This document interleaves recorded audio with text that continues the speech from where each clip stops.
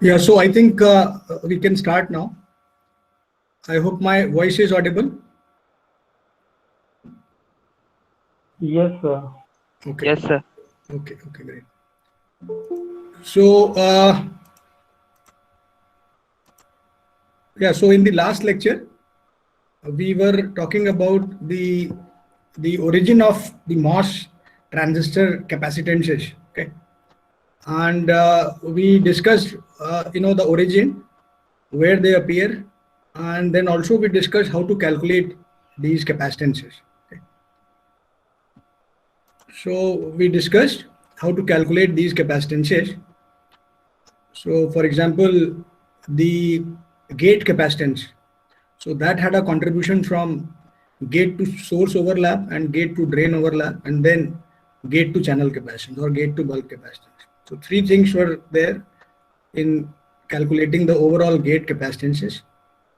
And then we also found that with the region of operation, whatever region the MOSFET is operating in, these resistances change. For example, in cutoff, resistive and saturation. So we discussed how we arrived at these numbers. And then finally the total gate capacitance had a contribution from the overlap capacitances also from source and drain. Then we also discussed how to calculate the diffusion or junction capacitance. And we concluded that the diffusion or junction capacitance has two contributions. One is from bottom plate junction and the other one is from the side wall junction.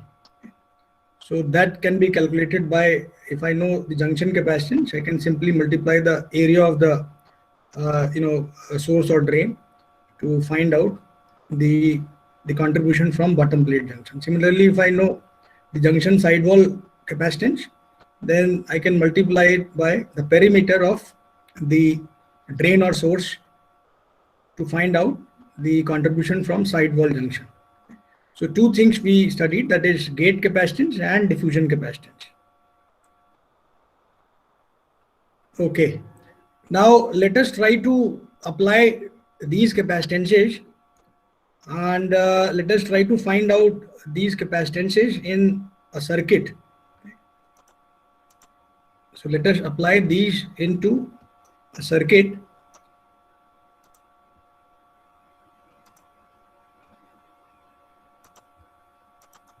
Yeah. So let us say we have a circuit of this kind. Okay. So this is simply two CMOS inverters are here and they both are connected in series. So this circuit represents two CMOS inverters, right? So there are two CMOS inverters which are connected in series, right? Now the capacitances associated with this circuit can be identified. So for example, we have gate to drain capacitance, okay, that is CGD12. So this is my gate of the two MOSFET, PMOS and NMOS, and these are the drain. So this is my drain. So this was my source here, the drain of PMOS, drain of NMOS, and then the source of NMOS. So gate to drain capacitance, okay, between gate and drain. Then you have drain junction capacitance of PMOS, that is the capacitance between drain and bulk. Yeah, this is similar to the capacitance that we discussed, drain to bulk junction capacitance, that is this capacitance, okay, that is diffusion capacitance, right? So drain to bulk capacitance is diffusion capacitance or junction capacitance. Then we have CDB1, that is drain to bulk capacitance of my NMOS. So M1 is my NMOS, M2 is my PMOS. So CDB1 means drain to bulk junction capacitance of M1. Similarly, CDB2 is drain to bulk junction capacitance of M2, that is PMOS. Then I may have some wire capacitance, that is capacitance represented by a wiring, that is interconnect line or wire which is connecting these two inverters. So that may also have some capacitance. So that is represented by wire capacitance or CW.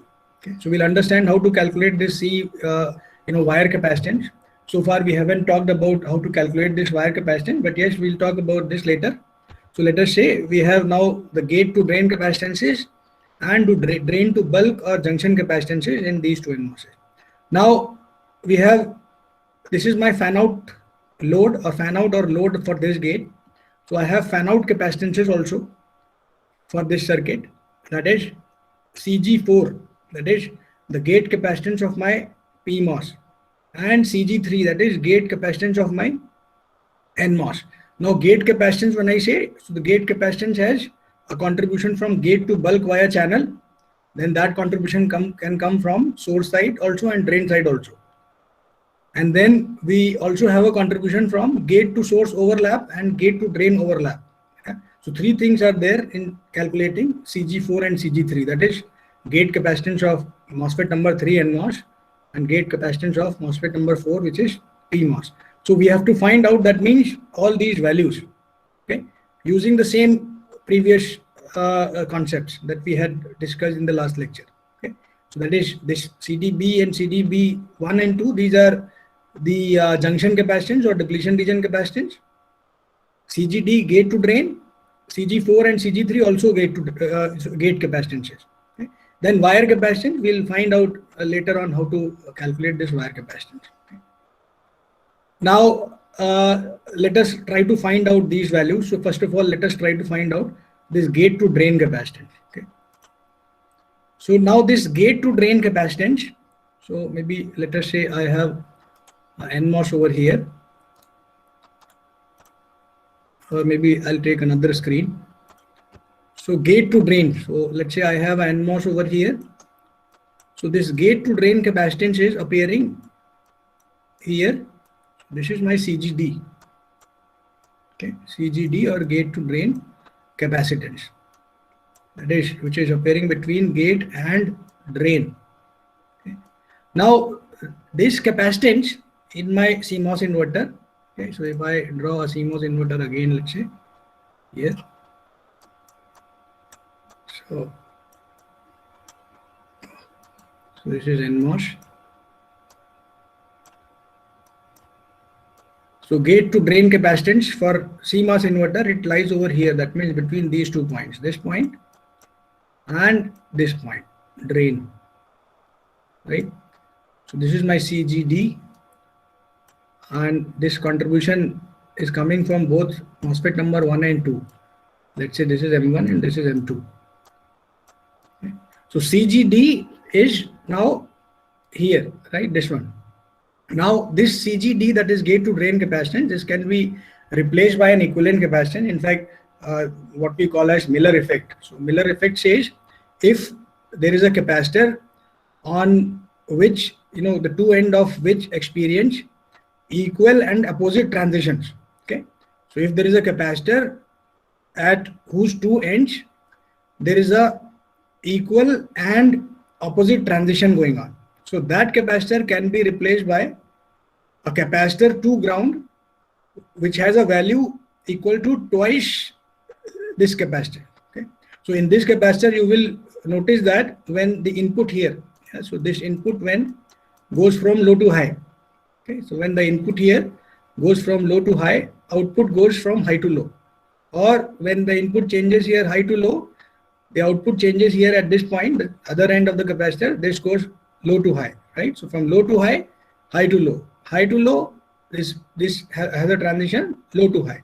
So that means equal and opposite transitions are happening at both these ends of the capacitor. And the Miller effect says if there is such capacitor where the two ports of the capacitor are facing equal and opposite transitions, so then that capacitor can be replaced by a capacitor to ground which has a capacitance equal to twice the capacitance which is appearing here. So that means I can replace this CGD by an equivalent capacitance which is to ground. So that means I can replace this by this capacitor. So now my CGD modified is this one. So this is equal to 2 times CGD. Yeah. So this is what Miller effect says. That is, you can replace this capacitance by a capacitor to ground which has a capacitance equal to twice the actual capacitance. Okay, so one can replace this capacitor by this capacitor, right? So let us say I replace this capacitor using this Miller effect or Miller theorem. Okay, so one can replace this capacitor, that is CGD12, by twice CGD1 and 2. That is, we can write here twice CGD12 for CMOS inverter. So I'll write CGD12 for a CMOS inverter. So that will appear here. Okay, that is 2 ground, capacitance 2 ground. So CGD12 can be calculated then, and CGD12, that is gate to drain capacitance. So that can be calculated by seeing the gate to drain overlap capacitance and multiplying with the width of the drain. Okay, so CGD12 becomes gate to drain overlap capacitance multiplied by the width of the drain or source, and this 2 factor comes from the Miller effect. So Miller effect says you have to replace that capacitor by a capacitor to ground which has a twice the value of this capacitor, right? So CGD 1 or 2 will be equal to 2 times the gate to drain overlap capacitance multiplied by W. Then next step is to calculate this CDB2 and CDB1. Okay, CGD12 we have calculated. Now CDB2 and CDB1 has to be calculated. So CDB1 and CDB2, so these are since junction capacitance, so they are non-linear. So we had studied. So to make them linear, we have to multiply these junction capacitances by K equivalent to find our equivalent linear capacitance. That is, to find out the equivalent capacitance, that is equivalent junction capacitance, which is linear. You say that equivalent capacitance is equal to K equivalence times Cj naught. So that means for finding out CDB1 and CDB2, we need to find K equivalent. Cj naught will be provided by foundry. So we need to find K equivalent. Okay. Now K equivalent was given by the same previous equation that we had discussed.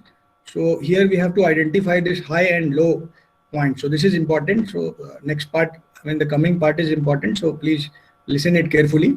So we have to identify these 2 regions, that is high and low. Okay. So in a CMOS inverter, let us talk about this. So how to identify this high and low in a CMOS inverter. Okay. So let us say when the output is making transition from high to low. So let us try to calculate the K equivalent for NMOS when the output is making a transition from high to low. That is, let us try to calculate TPHL. Okay. So let us try to identify this V high and V low for high to low transition.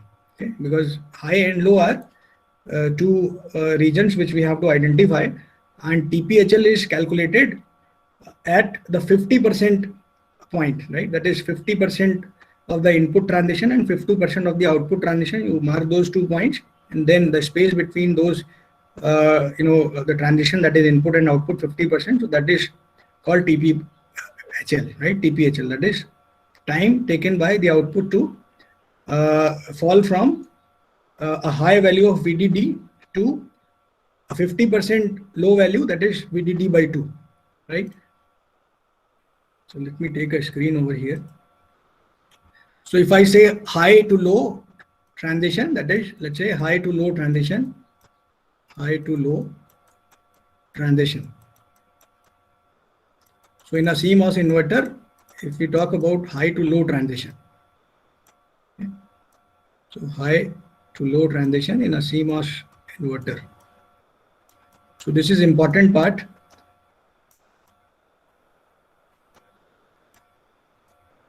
Yeah.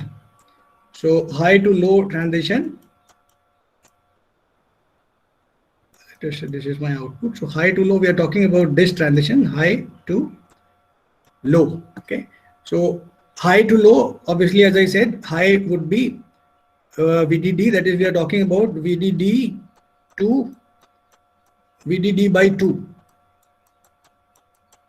Okay. Since we are only considering 50% transition, that is TPHL is considered by looking at this 50% time when the output falls to its 50% value. So VDD to VDD by 2 would be my high to low. So my two regions of operations are identified. That is, high is my VDD and low is my VDD by 2. Okay. Now let us look at the situation of the NMOS. Okay, because high to low transition is happening through this transistor, that is NMOS.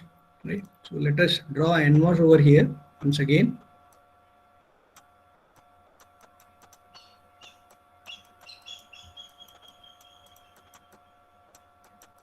Right.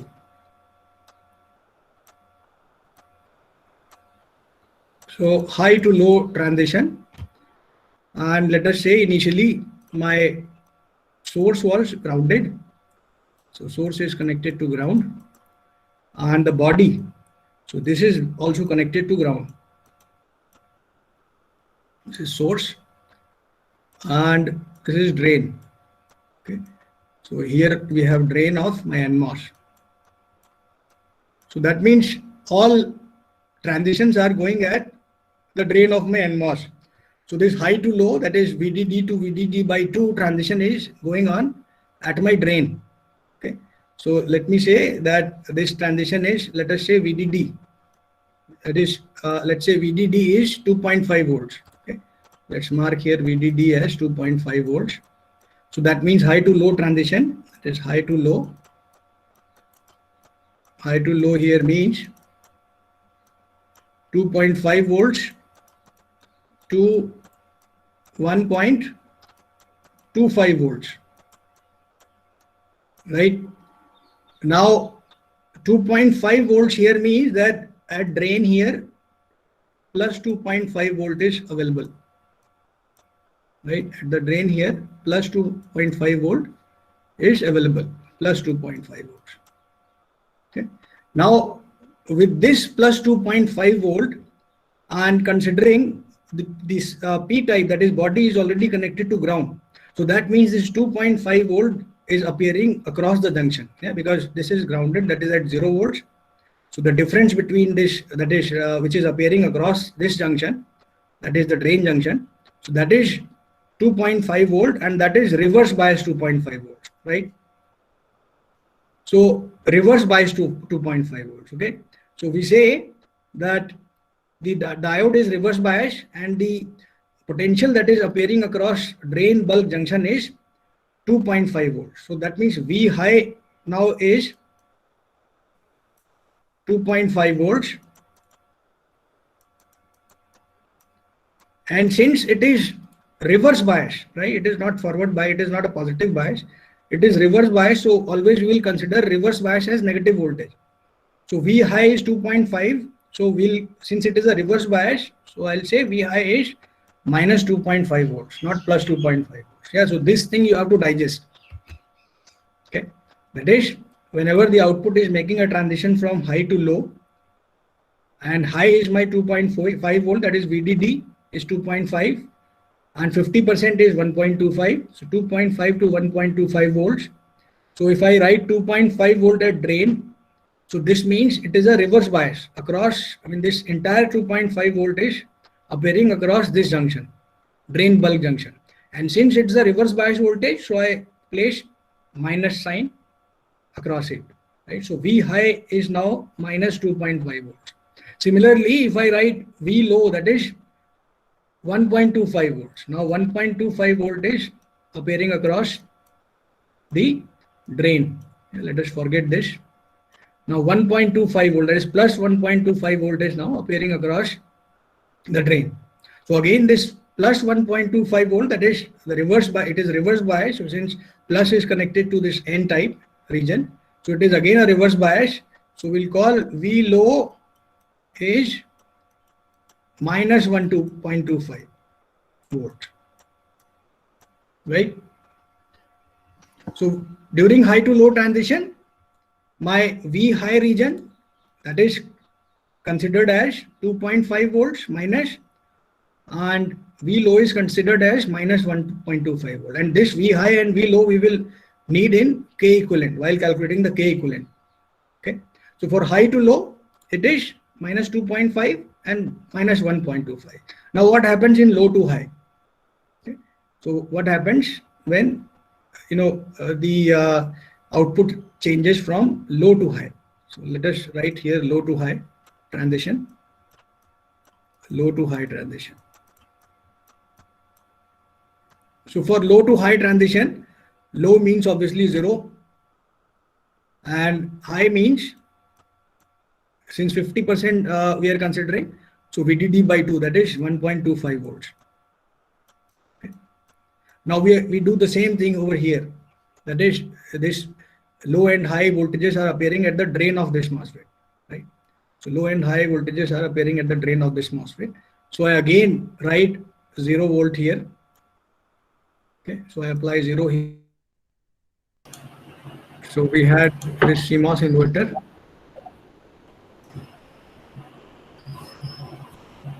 And we said that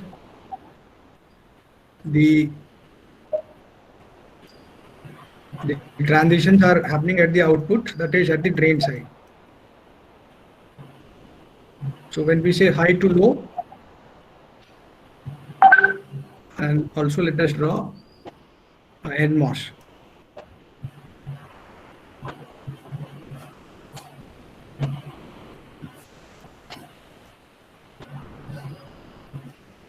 And we said that the substrate is connected to ground and source is also connected to ground, and the drain is here, and all these transitions are happening at the drain side. So if I say high to low,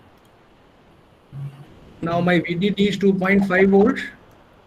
So if I say high to low transition at the output, so high to low means that is VDD to VDD by 2, 50%. Please switch off your mics. Please turn off your mics. So when I say high to low, so that means VDD to VDD by 2, that is 2.5 volts to 1.25 volts, which is appearing across the drain of my NMOS here. So if I apply 2.5 volts here, that means at the drain of my NMOS plus 2.5 volts. So that means this plus 2.5 volt is appearing across the drain bulk junction. And this is reverse bias actually, right? So this reverse bias of 2.5 voltage appearing across the drain bulk, right? So that means my V high becomes 2.5 volts, and since it's a reverse bias voltage, so we say it's minus 2.5 volts. Similarly, V low, that is now 1.25 volt is appearing, plus 1.25 volt is appearing at the drain. So that means again a reverse bias of 1.25 volt is appearing across drain bulk junction. So since it's a reverse bias, so we again say that V low is negative, that is minus 1.25 volts. Okay. So this is for high to low transition.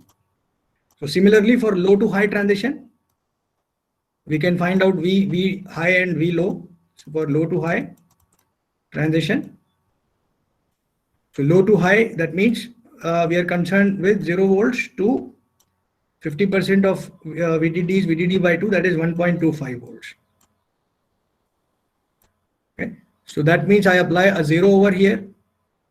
Okay, for this 0, I apply, that means at drain 0 is present. So 0 means this the bias across this junction is 0. So I say V low is 0 volt, and for V high we apply plus 1.25 volts. Yeah, this plus 1.25, this appears at the drain. We don't apply, it appears at the drain. So plus 1.25 appears. So again, this is a reverse bias since my bulk is connected to 0 or ground. So this is again a reverse bias, so which is appearing across the junction. So since it is a reverse bias, so I say it's minus 1.25 volts. Okay. So for low to high and high to low regions of operation, that is transition of high to low and low to high, we identify V high and V low values, and these V high and V low values will be used to find K equivalent. So two K equivalents we have to find, one from high to low transition and the other one from low to high transition. Okay? So if you go back and check the K equivalent, the equation for K equivalent requires high to low.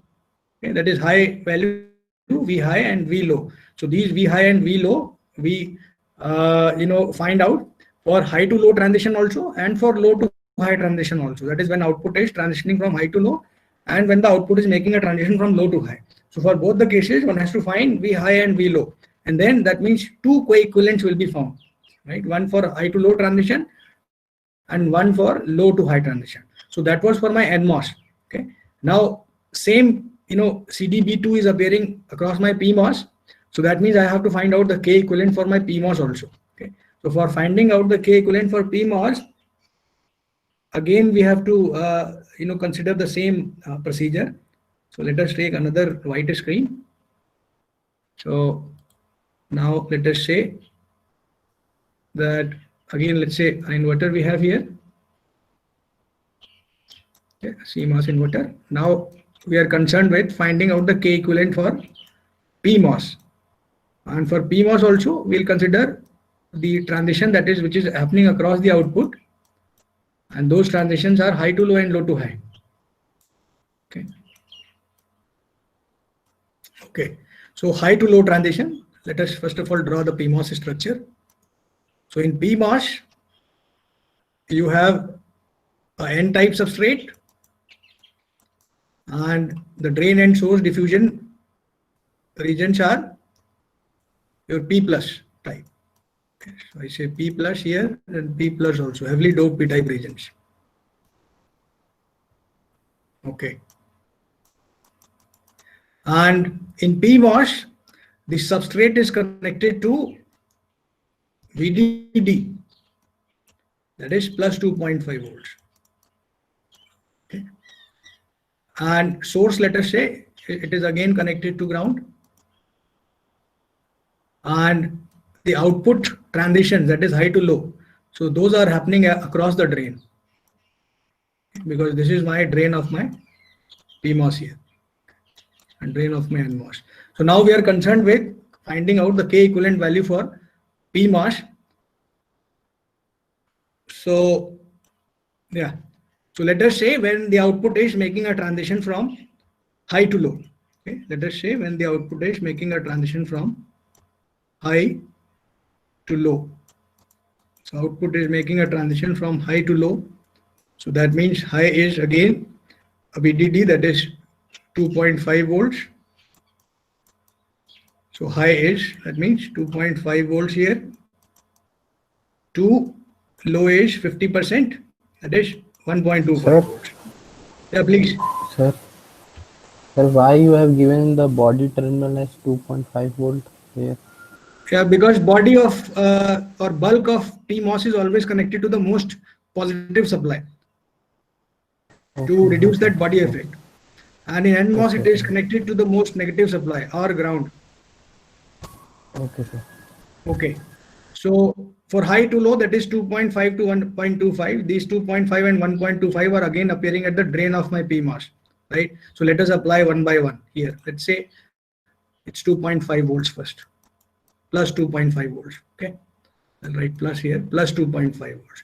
So at plus 2.5 volts, you will see the bias across the junction, right? So this is 0. Okay. So we say that my, let's write 0 volt.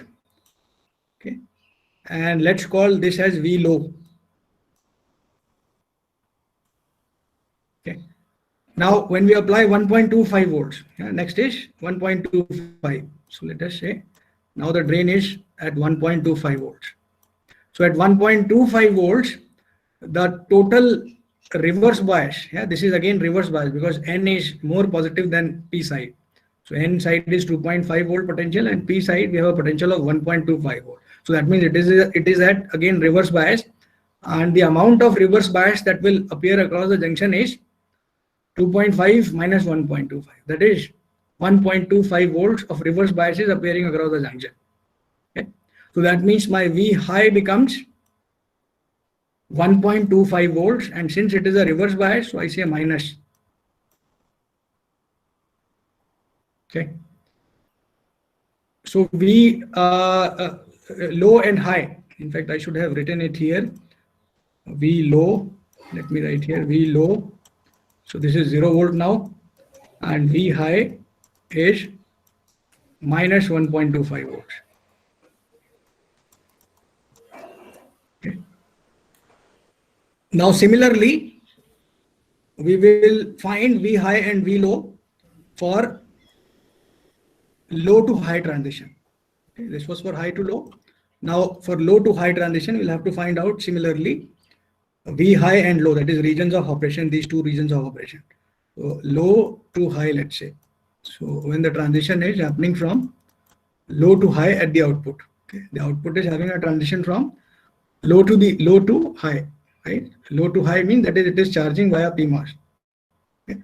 So low to high. So that means low is again 0 volts and high is 50%, that is 1.25 volts. So when we apply 0 here at the drain, so we see that it is still reverse bias, that is drain junction is still reverse bias, and this time the reverse bias is minus 2.5 volt reverse bias is appearing at the drain side. Okay, so V high this time, right? So V high becomes minus 2.5 volts. Then let us apply 1.25 volt here at the drain. Let's say plus 1.25 volts. So this means it is again reverse bias, yeah, because inside is at higher potential. So the total reverse bias which is appearing across drain to bulk junction is 1.25 volt, that is minus 1.25 volt. So we say V low is in this case minus 1.25 volts. Okay. So this is important to understand. So if you have any queries, then please clear it right away, because the rest of the calculation is based on using these values. Okay. So we have identified low and high for both high to low transition and low to high transition for a PMOS. Okay, because we have to calculate K equivalent for PMOS. Yeah, because that drain to bulk junction capacitance has to be multiplied by K equivalent. Okay. And Sir, High to low once again. please. Sir, Yeah, please. sir, in low to high transition, when we apply 0 volt at the drain, then you said that V high becomes minus 2.5 volt. Okay. Yes, sir, my doubt is, sir, when we apply 0 volt at the drain, then sir, V low is supposed to be minus 2.5 volt, no? Sir, Yeah, that's a very good query. A very good query. So why we say it is high? Because we are concerned with the reverse bias. So minus 2.5 volt is a higher reverse bias compared to minus 1.25 volt. So that is why we say V high is minus 2.5 volts. So because we are concerned with the reverse bias, not with the actual value. So obviously minus 1.25 is higher than minus 2.5. But when we are considering the reverse bias across this junction, then minus 2.5 volt is higher than minus 1.25. So that's why we say V high is minus 2.5 and V low is minus 1.25. So this is valid across all the 4 calculations that we have done, both for NMOS and PMOS. thank you, Anything sir. else? Anything else? Okay, so let me go ahead now. So we have to find now K equivalent, right? So let us go back to this circuit.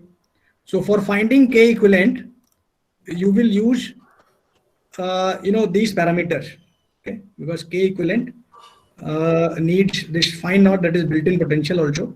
So built-in potential value you will take from here. Okay? For NMOS, it is 0.9, and for PMOS it is still 0.9. Yeah, both 0.9.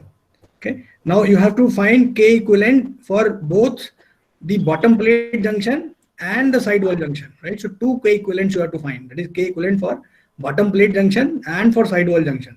So for sidewall junction also, the built-in potential for sidewall junction is mentioned over here. Yeah, two things we have to utilize in finding out this K equivalent. Then M, that is the grading coefficient.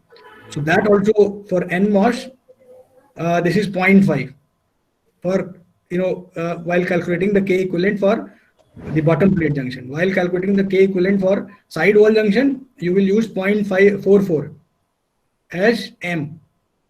Okay, so here M, this M, right? So this is for K equivalent bottom plate, you will use 0.5, K equivalent sidewall, that is this one, you will use 0.44 for NMOS. Similarly for PMOS, 0.32 and 1.9 for PMOS. No, here it is 0.48. Okay. All right. So we have identified two regions. That is my V high. That is when high to low transition is happening. Let me take a pointer here. Yeah, this one.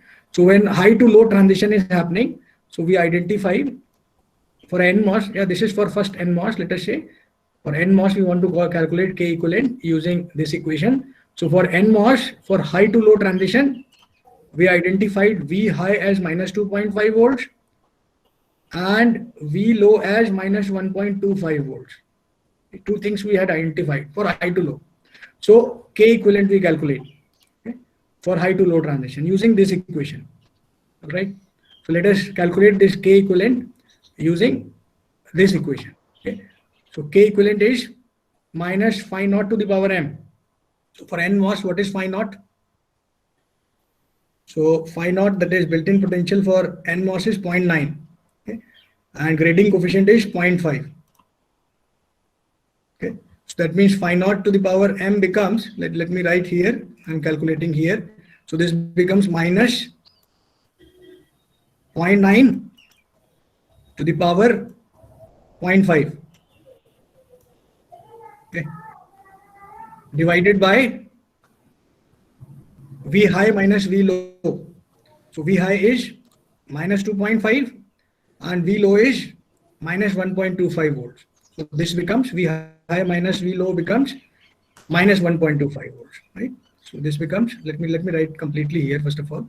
So minus 2.5 volts minus 1.25 volts multiplied by 1 minus M is 0.5. Then this is multiplied by phi naught. So phi naught is again 0.9 minus V high, that is minus 2.5. Okay. To the power 1 minus M, that is 1 minus 0.5 minus again phi naught is 0.9 minus V low, that is minus 1.25 volts. Okay. And then you take 1 minus 0.5. So you plug in these values, and once you do this, or maybe let us calculate here. So let me take a calculator. Okay. Oh shit. Okay, it has gone. Okay, anyhow, if you calculate it, you will find this K equivalent comes out to be equal to 0.57.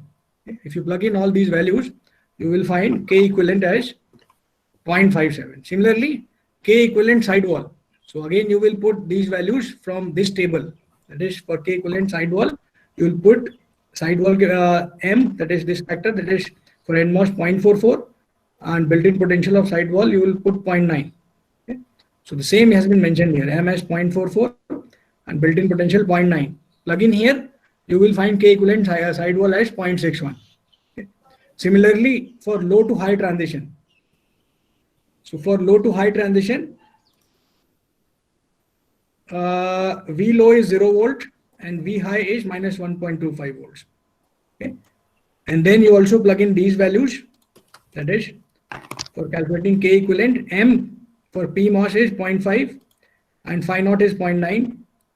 For sidewall, for NMOS, M is 0.44 and phi naught, that is built-in potential, is 0.9. So you plug in these values, you will find K equivalent for bottom plate is 0.79, K equivalent for sidewall is 0.81. Okay. So once you find these values, then you will have to multiply the bottom plate capacitance by your K equivalent and sidewall capacitance, that is junction capacitance. This will be provided to you. Junction capacitance and junction sidewall capacitance. You'll have to multiply this by K equivalent times 2Ls plus W. Similarly, K equivalent times Cj times Ls into W. So that will be actually equal to C equivalent, that is equivalent capacitance, linear capacitance. All right. So similarly for PMOS transistor. So that was for NMOS transistor. K equivalent for NMOS transistor during high to low and low to high transition. So you had found for high to low transition and for low to high transition, K equivalent and K equivalent sidewall for NMOS transistor. Similarly for PMOS transistor, you have to find for these two transitions, that is 4 values you have to find, right? So for low to high transition in a PMOS. So PMOS for high to low and then for low to high transition. Again, you find these two values for K equivalent and K equivalent sidewall and K equivalent bottom plate and K equivalent sidewall, right? So these things we find and then we plug in these values in my capacitance equation, this equation, and we find the total capacitance, and then you multiply this total capacitance by K equivalent and K equivalent sidewalls, and you find the equivalent linear capacitance, right? So maybe here I have, I'll show you a calculation also. Then the next thing is, so we have identified CTB1, CTB2, and also we had found K equivalent, and this one also we have found. 3 things we have found. Now next thing is to find CG4 and CG3 from this circuit. Okay. Now CG3 or CG4, that is equal to the gate capacitance of NMOS plus PMOS. So CG3 is, for example, let's say CG3 is gate capacitance of NMOS. CG3 is gate capacitance of NMOS, and gate capacitance of NMOS has contribution from gate to bulk capacitance, which is given by Cox times the area of the gate, and gate to source overlap plus gate to drain overlap, right? So you remember gate to gate capacitance we had calculated one. So we had found that it has a contribution from gate to bulk or gate to channel via source and drain plus the overlap capacitances from source and drain. Similarly for PMOS, you have gate to bulk capacitance via channel, then the overlap capacitance from source and drain, right? So this will give you CG3 and CG4. Okay, so total fan out capacitance, that is which is appearing here because of these two, is CG3 plus CG4, that is gate capacitance of NMOS plus gate capacitance of PMOS. Okay. Now this gate to source overlap capacitance will be given to you, okay, and you have to simply multiply this gate to source overlap with the width of the source. Similarly, width of the drain will be multiplied by gate to drain overlap capacitance. Okay. Now having this done, so that means we have found now all the capacitance values, that is the total load capacitance that will appear here. So that will be having a contribution from drain to bulk junction capacitances of M1 and M2 plus the wire capacitance plus CG3 and CG4. Okay, so somebody asked me to calculate the delay of this CMOS inverter. So I'll simply calculate the capacitances which are appearing at this node. Okay, here, that is at the output. So all capacitances I'll calculate, and then I'll replace these two MOSFETs by their equivalent on resistance. Yeah? So let's say we are trying to find out simple RC delay. So we'll simply replace these two MOSFETs by their equivalent on resistances and the total capacitance which we are appearing here. So we'll simply create a RC circuit to find out the total RC delay at the output. Okay, so that can be done. right? That is, you replace PMOS by equivalent on resistance, replace NMOS by equivalent on resistance, and these value of all these capacitance you have already found. Just add all of them and say that the total capacitance which is appearing across the output is CL. Okay. So now for TPLH, that is low to high, you will simply multiply the resistance of this RP, that is PMOS, by this CL. So RPCL will be my TPLH. So TPHL, somebody asked me to find, so I'll say TPHL is, that is high to low, is RNCL. Okay. Now these capacitance values that we have found from the circuit, so these capacitance values can also be found from the layout. So suppose I have been given a layout of a CMOS inverter in 0.25 micron process, okay, and the W by L ratio of PMOS and NMOS are given to me, let us say. So these are the W by L ratios of PMOS and NMOS. And yeah, so only this I need, that is, I need which micron process it is 0.25 micron process, and the W by L ratio of PMOS and NMOS. So only this information I need, and all these capacitances I can find out, okay, using the same procedure. That is, I mean, this is also the layout of same CMOS inverter that is connected to back-to-back, two inverters connected in series. So for which the circuit was this one, right? So this circuit, so the layout of this circuit is actually this one. Yeah, so this explains the layout of the previous circuit, that is two inverter connected in series. So all the capacitances can be found out from here. So let us try to find out all these capacitances. Okay. So all these capacitances, that means we have to find CGD1, which will be gate to drain capacitance of NMOS, gate to drain capacitance of PMOS. So we have already said that gate to drain capacitance, that is using Miller effect, gate CGD1 becomes 2 times the gate to drain overlap of NMOS multiplied by the width of the MOSFET, NMOS. Similarly, CGD2, that is for PMOS, it is 2 CGD overlap of P multiplied by width of P, right? And then the value of these capacitance when the output node is making transition from high to low and low to high, right? So both have to be calculated because we have to calculate delay. So delay depends on TPHL and TPLH. That is when the output is going from high to low and when the output is going from low to high. Okay? So all these capacitances, that is high to low, we will need, we'll club them. We say that is the total capacitance will be CL in high to low. So TPHL can be calculated by RC delay model. Okay? Now CDB1, that is drain to bulk junction capacitance, this one. So this can be calculated by using K equivalent for NMOS multiplied by junction capacitance multiplied by the area of the drain, that is W times L of the drain. Similarly, K equivalent sidewall of the NMOS multiplied by the perimeter of the drain multiplied by the junction sidewall capacitance.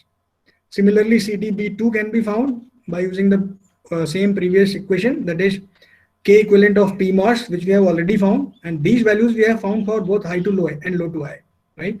So when I say high to low value, so I'll use K equivalent P, which I found for high to low transition.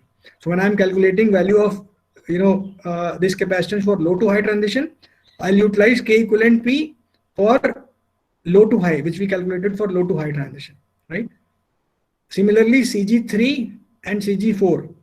So CG3 will be given by the same equation, that is you have the total contribution from the gate to bulk or gate to channel, then you have a contribution from the drain overlap and the source overlap multiplied by the W. Yeah, so this drain overlap and source overlap capacitance will be given to you. Maybe I think in this table we have these capacitance values. Yeah, here. So this C0. So this is drain and source overlap capacitance for NMOS. Similarly for PMOS, drain and source overlap capacitance. This value will be given to you, and using this value you can calculate the drain to bulk, gate capacitances, right? Because overlap capacitances you will take from the table. Similarly, CG4 you can calculate, which is for PMOS here. Then wire capacitance, this one. So this I will tell you how to calculate later on, but let us say that some wire capacitance exist here. Now the total load capacitance which is appearing here, okay, so that can be found by adding all these. this one also, because this we replace by these things. Yeah, that is a capacitor to ground. Yeah, this we replaced. So that means these two will also add.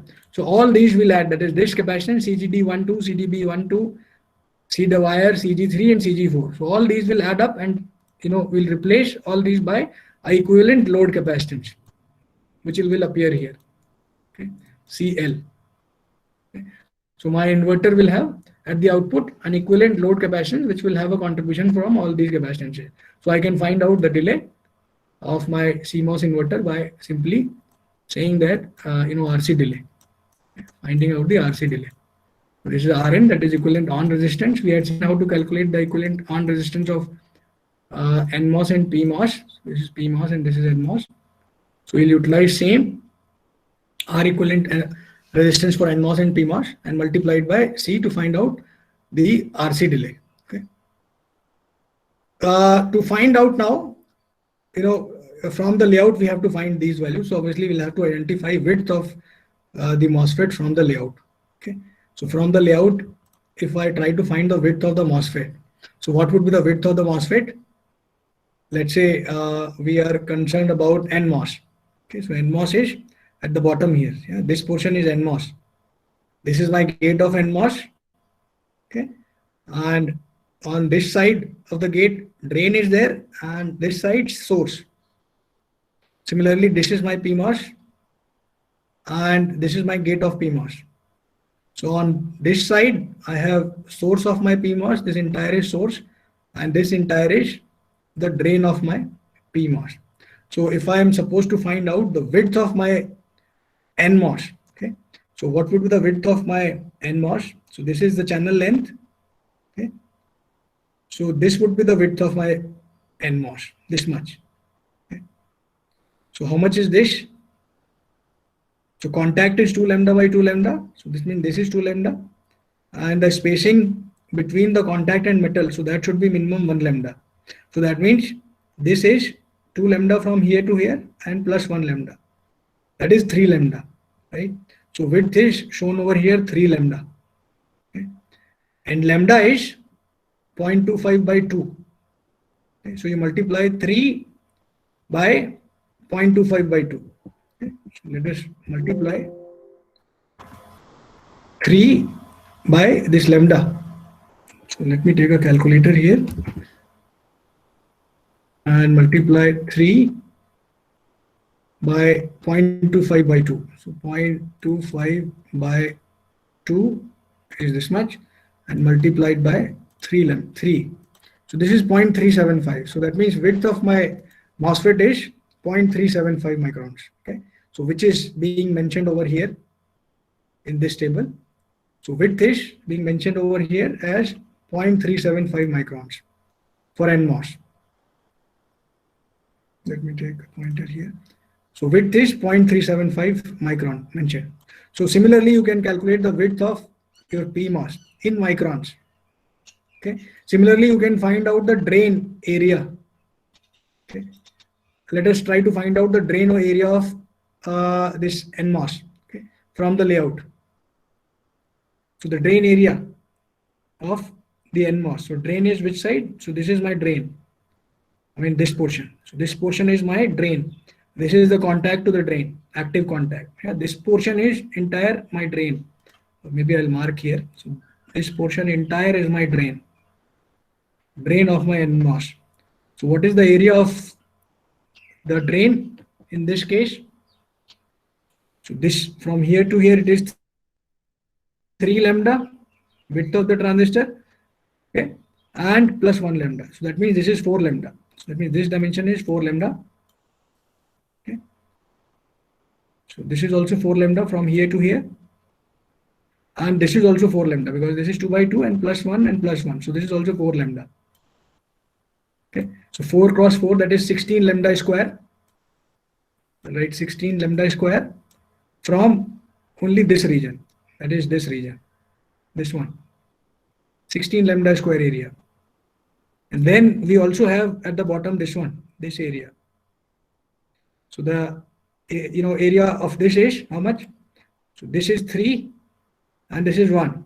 that is 3 by 1, 3 multiplied by 1, that is 3 lambda square plus 3 lambda square. So the total drain area is 19 lambda square. Okay. Similarly, you can, in fact, you can check here, 19 lambda is it?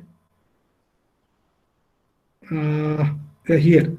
So the drain area is 19 lambda square, which comes from 4 cross 4 lambda square plus 3 cross 1 lambda square. 4 cross, yeah, so drain area is 19 lambda square, and you multiply it by lambda, you get drain area is 0.30 micrometer square, right?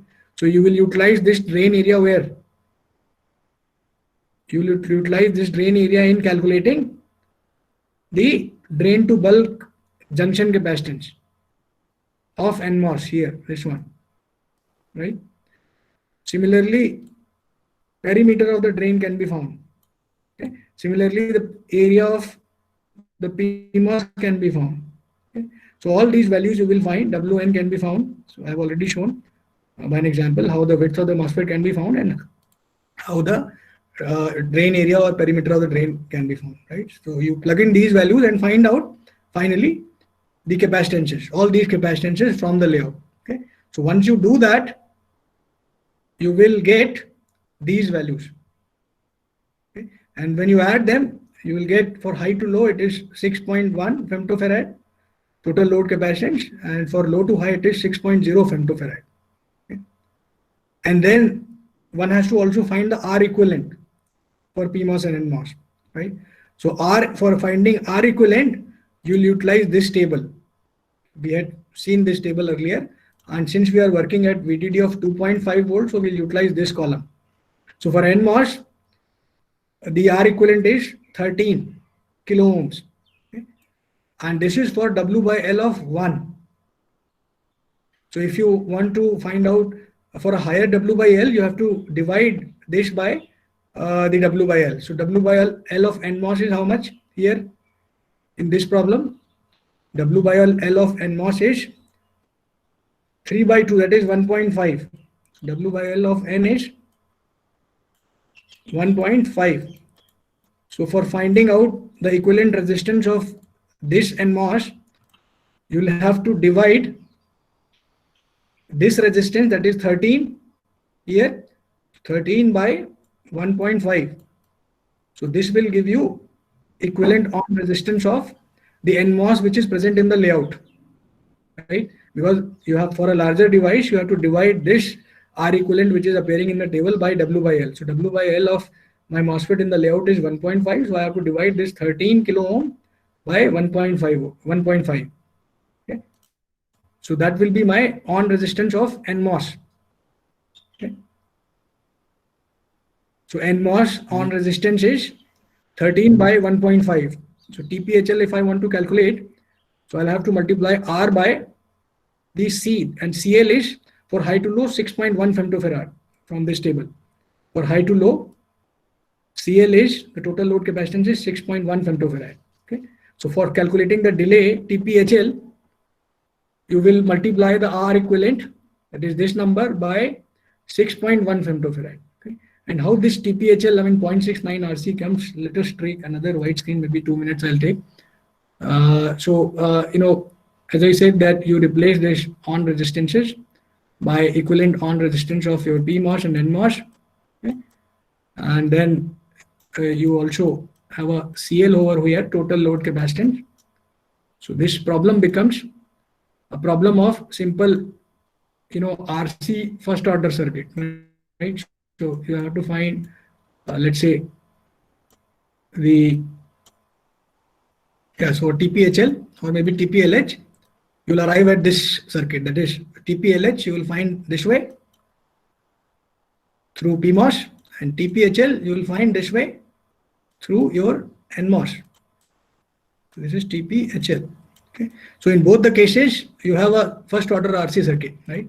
So for first order RC circuit, if I apply a V in input here, okay, and let's say I try to measure output. So output is given by, if you remember, the output is dependent on the input value multiplied by 1 minus e to the power minus t by tau. where tau is equal to RC, time constant of this circuit. Okay. Now for TPHL, okay, let us say TPHL, okay, TPHL, just a second, yeah, TPHL or maybe TPLH, let us say. So your output should be 50% of the inputs. Let's say if I apply V in is equal to VDD, right? So output will be V in by 2, 50%, right? So let's replace V out by V in by 2, because for TPHL and TPLH calculation we are concerned with 50% delay. Yeah? So TPHL and TPLH are 50% delay points. So this becomes 1 minus e to the power minus t by tau again. So V in cancels out, okay, and this becomes equal to how much? Let's bring this e to the power minus t by tau here. So this 1 by 2 goes here. So 1 minus 1 by 2 is again 1 by 2. So this becomes e to the power t by 2 now is equal to 2. Okay. Now this can further be reduced to saying that t by tau is equal to ln2, yeah, natural logarithm of 2. Or let us say t is equal to natural logarithm of 2 multiplied by tau, or this is equal to 0.69 RC. Yeah, so this is what we know. So this is how your TPHL or TPLH is calculated. So TPHL or TPLH is calculated by this relation 0.69 RC, that is 50%. So if you are trying to calculate 90% delay, so you will put V out as here, instead of 0.5 V in, you will put 0.9 V in. If you want to find out 90%, yeah, delay when the output reaches from 0 to 90%. Here in this case 0.69 RC when the output reaches from 0 to 50%. So for 90% you will put 0.9 V in, V out as. So then you will get T as 2.2 RC. So this is for 90% case. Okay, and this is for 50%. Time ho gaya, sir. Yeah, just a second. Now just 2 minutes I'll take. So this, the same thing we have to apply here in our inverter circuit. Okay. So once we apply, we can find out TPHL, that is high to low delay, by multiplying 0.69 with R equivalent. R equivalent we have known how to calculate from that table. Okay. And that table resistance is only valid for 0.25 micron CMOS process. If the CMOS process is advanced or maybe some other process, then these values will change. But let us say we are working at 0.25 micron CMOS process and VDD of 2.5 volts. So this R equivalent becomes 13 by 1.5. And for high to low transition, we have already calculated the total load capacity. So we'll simply say 0.69 RCL, that is RNCL. So that gives me 36 picosecond at TPHL. Similarly, TPLH we find as 29 picoseconds via my PMOS. So this 31 kilo ohms is for PMOS, right? So resistance of my PMOS here. So that is 31. Yeah, TPLH, that is low to high, happens from through the PMOS. Okay, now the total propagation delay, we have calculated this earlier also. So it is just simply the average of TPLH and TPHL. So that comes out to be somewhere around 32.5 picosecond. So this is how the manual calculation for delay can be done, and the capacitance can be extracted either from the circuit or either from the layout. So both things are possible.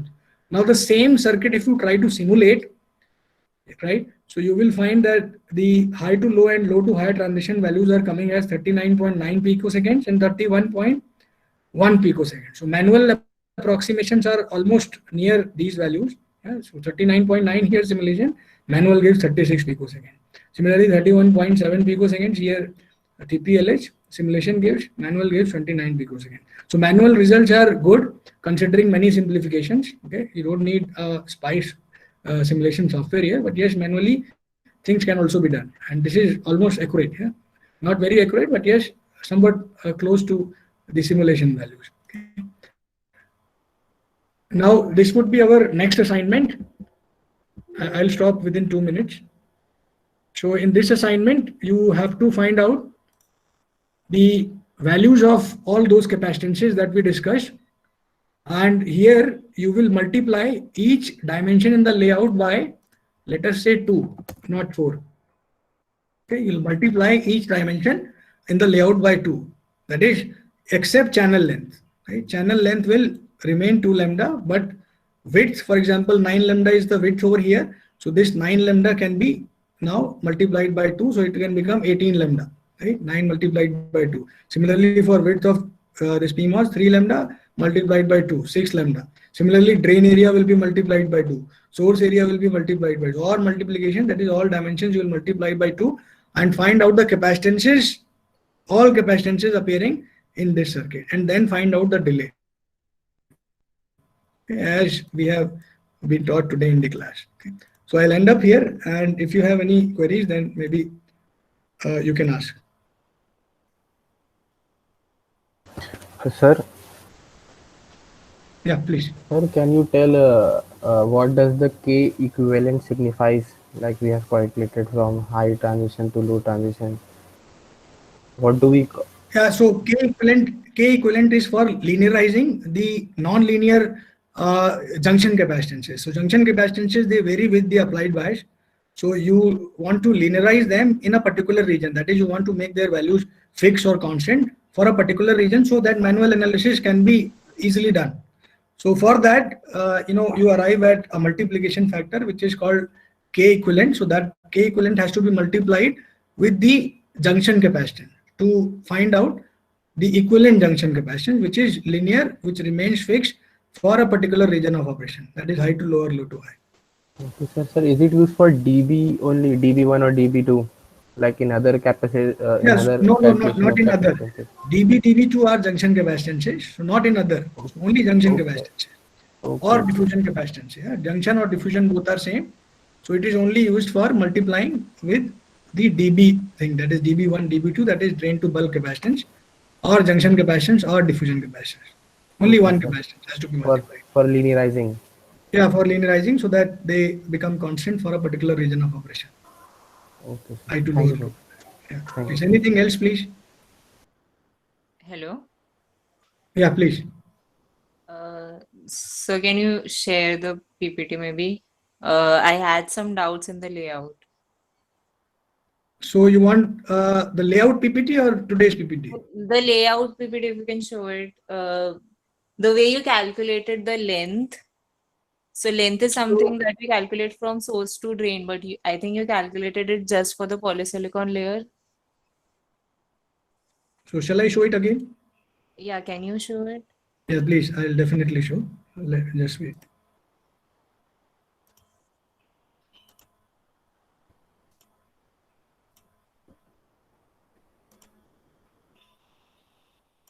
Yes. Okay, so here, when the polysilicon is meeting the source and the drain diffusion layer, only there we have to calculate the length, right? Yeah, so this is an optimized layout. So normally, the layout design engineers which are not experienced, so what they will do is they will extend this region up to this point. Okay.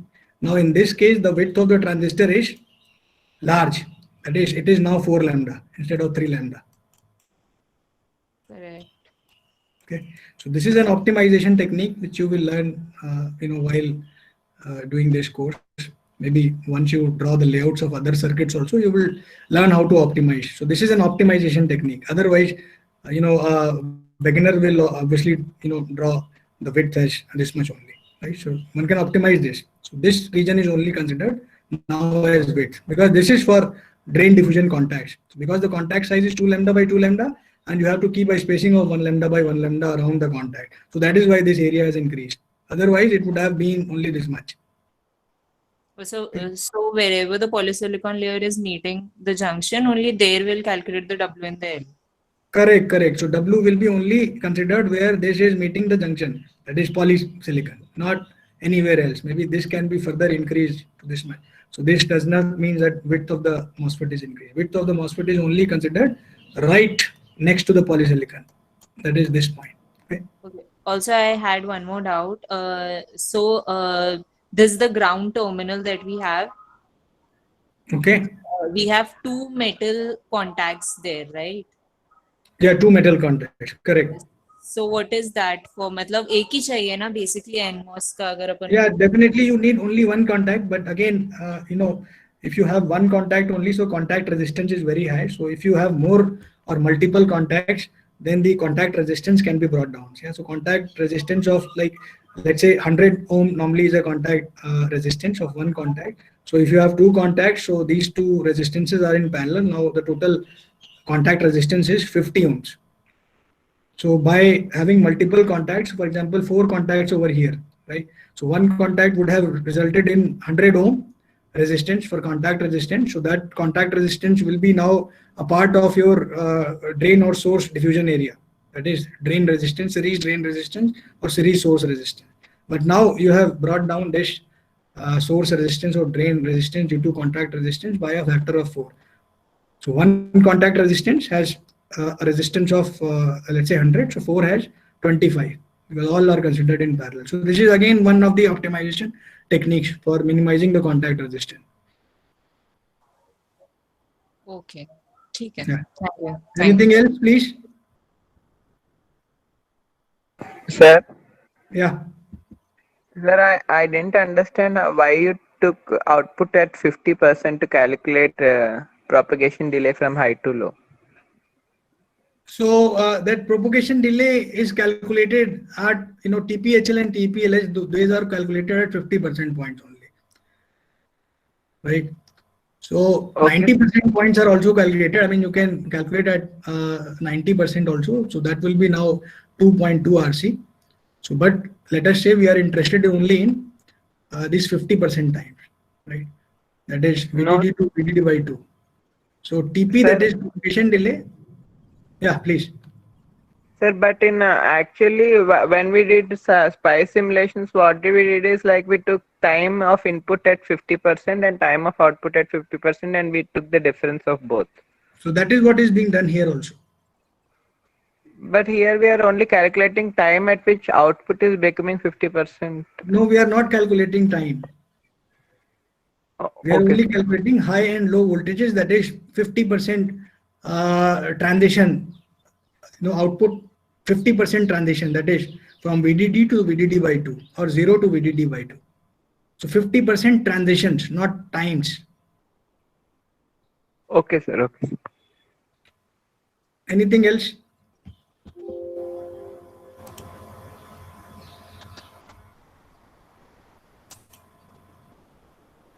Yeah, if you have any other doubt, please let us clear that because it is important to clear them right away.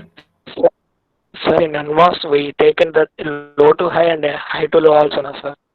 Correct. But in transition, only high to low it is performed, na, sir. Can you repeat, please? In the calculation, sir, in Mhm. the calculation, we take both low to high and high to low, na, sir. Yeah, correct. For the capacitance, but in the operation, it will only perform the high to low operation, sir. NMOS. Then why we taken that low to high also, na, sir? There. Yeah, because high to low obviously is performed using NMOS, right? But that doesn't mean that that output node is actually always connected. I mean, the drain of the output is always connected, whether the output node is making a transition from high to low or low to high. So the drain of the NMOS is always connected to the output. So to capture, this effect, that is the drain of the NMOS is always connected to the output, whether it is high to low transition or low to high transition. So that is why we include both these high to low and low to high transition for calculating K equivalent. Otherwise, we would have calculated only for high to low, not for low to high. So, but that would have been a wrong calculation. So that model would have been wrong. I mean, not very accurate. Not exactly wrong, but not very accurate.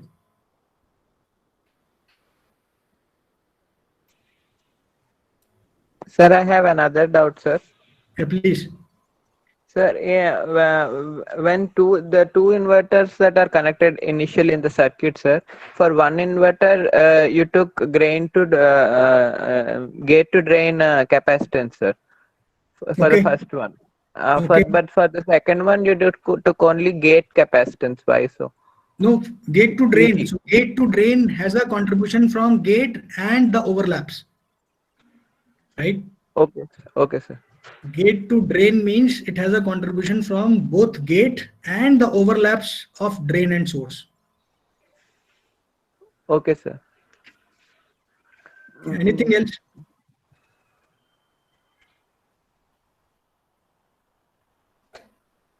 Yeah, if there is anything else, please, we can, clear.